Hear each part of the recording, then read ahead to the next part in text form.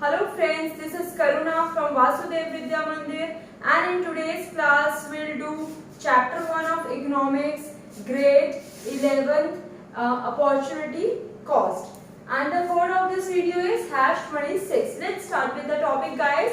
Opportunity cost, opportunity का मतलब opportunity cost जो है आपको नाम से ही पता चल रहा है.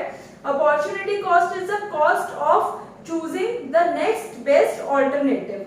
ठीक है, तो अपॉर्चुनिटी कॉस्ट क्या है? Is the cost of choosing best opportunity in the terms of loss of value if the given resources were utilise in the next best opportunity. इसका मतलब क्या है? देखिए, हम सभी को पता है कि वी हैव लिमिटेड रिसोर्सेज. अब मेरे पास रिसोर्सेज तो लिमिटेड हैं, बट मुझे उन रिसोर्सेज को इस तरीके से यूज करना है कि मुझे जो है वो मैक्सिमम रिटर्न मिल सके.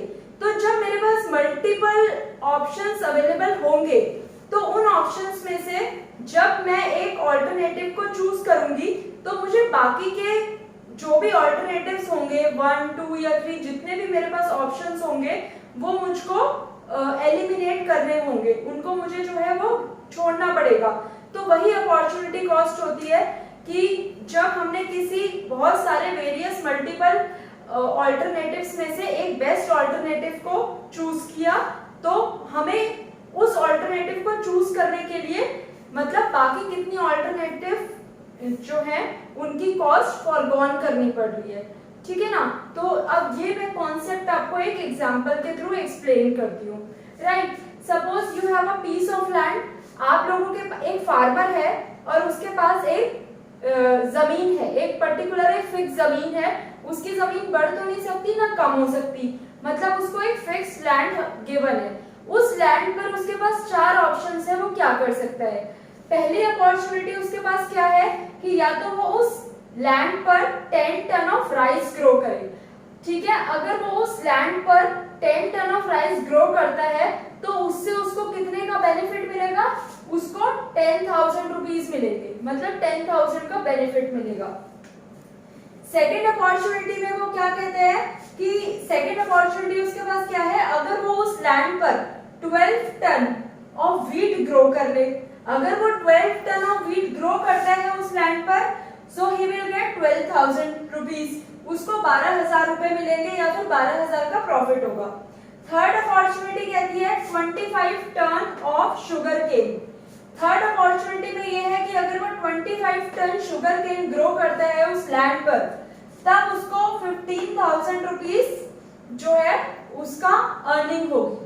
And opportunity 4 is 5 ton of peanuts. अगर वो उस लैंड पर जो है 5 टन ऑफ पीनट्स ग्रो करता है, then he will get 20,000 rupees. ठीक है ना, मतलब उसको 20,000 रुपीज मिलेंगे. ठीक, तो first opportunity, second, third, fourth, अगर आप लोग होते और आपके पास एक लैंड होती, उस पे आप क्या ग्रो करना पसंद करेंगे बताइए?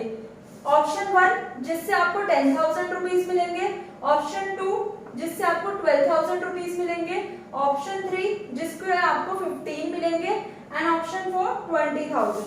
सो definitely the farmer will prefer to grow 5 ton of peasants on the piece of land.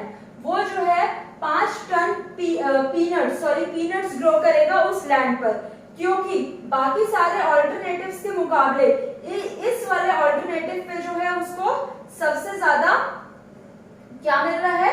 Return मिल रहा है. ठीक है, सो ही विल प्रेफर अपॉर्चुनिटी 4. तो अब ये देखिए, इस अपॉर्चुनिटी को लेने के लिए, इस अपॉर्चुनिटी को अवेल करने के लिए उसने बाकी की 3 अपॉर्चुनिटीज को जो है फॉरगॉन किया. क्या किया?